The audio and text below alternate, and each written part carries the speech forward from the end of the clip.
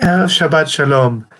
This Thursday night and Friday, we mark Lag BaOmer, the 33rd day of the Omer, and it's a day that doesn't really exist in traditional Judaism, but the last couple of hundred years, so many different occurrences try to fill the day.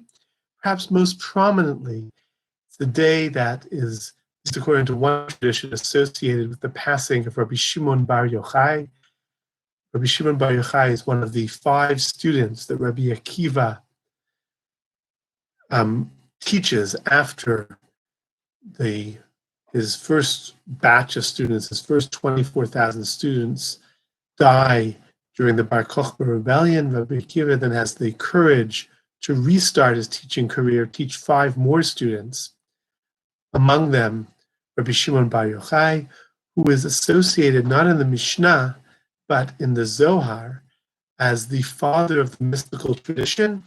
And he teaches that in this lifetime, we're all limited by what we can perceive in truth. But as we transition from this world, we have a moment, a flash of brilliance, a moment of blinding fire. And in fact, when he passes, he has that moment where suddenly the world comes into focus and makes sense. And that is, in fact, one of the sources for the tradition for lighting bonfires on Lag BaOmer.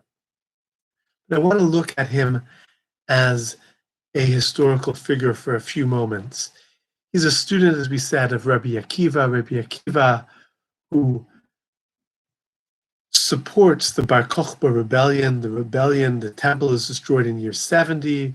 65 years later, in year 135, there's an attempt to regain Jewish sovereignty in the land of Israel. And Rabbi Akiva says, this current leader, Bar Kokhba, perhaps can be the Messiah and bring redemption, and it's an abysmal failure. But through that failure, Judaism transforms itself from being a national to becoming a mystical and religious tradition for much of the next 2,000 years.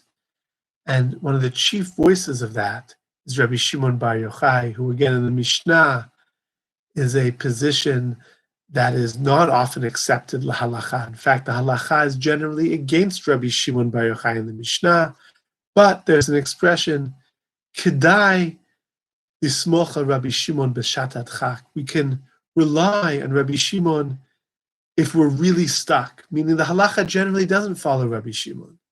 But sometimes, if you're stuck, you can rely on him. And this, in fact, in the world of the Zohar and the world of the mysticism, becomes a great, great teaching point. And to this day, when people gather on Lag BaOmer, they sing, we can rely on Rabbi Shimon when we're stuck. In fact, it is a case where the weakness of Rabbi Shimon's halachic argument becomes the strength of his beloved, charismatic figure. May we have a Shabbat Shalom and blessed to appreciate the blessings that surround.